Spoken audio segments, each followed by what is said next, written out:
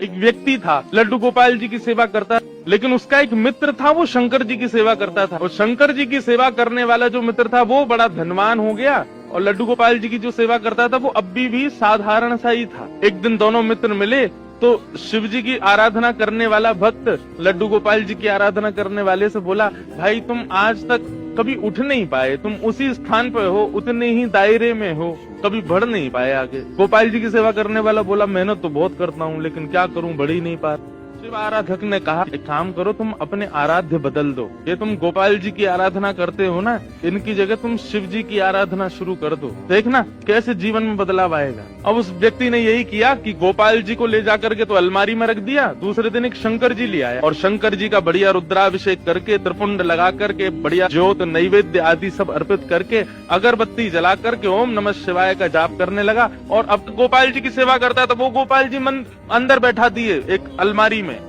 उनकी सेवा बंद, ओम नमः शिवाय का जाप करने लगा।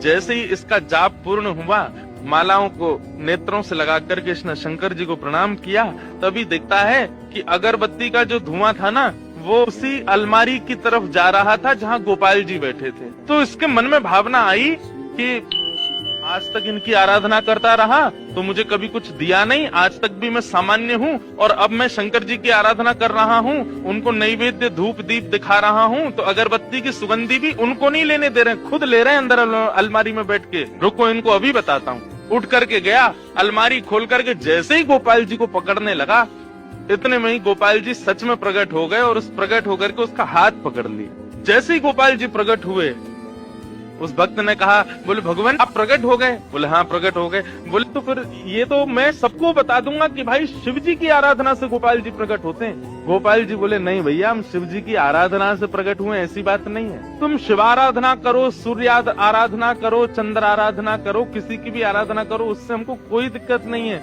लेकिन आज हम प्रकट किस लिए हुए ये ध्यान से सुनना। आज तक तुमने केवल हमको अष्ट धातु की एक मूर्ति समझा, तुम्हारे मन में कभी ये भावना नहीं आती थी कि इनकी आंखें भी हैं, इनकी नाक भी है, इनकी जीभ भी है, इनके कान भी हैं, इनकी त्वचा भी है, इनके हाथ पैर भी हैं। परंतु आज जब वो अगरबत्ती का धुआं सहज ही मेरी तरफ आ गया, तो तुम्हारे मन में ये भावना आई कि अगरबत्ती की सुगंधी मैं ले रहा हूँ, मतलब मैं जड़ नहीं हूँ, मैं चैतन्य हूँ। वास्तव में शिव आराधना ने मुझे प्रकट नहीं किया, तुम्हारे हृदय में जो चैतन्यता का भाव मेरे प्रति आया है उसने मुझे प्रकट किया है। ये चैतन्य हम मानते हैं, नहीं मानते?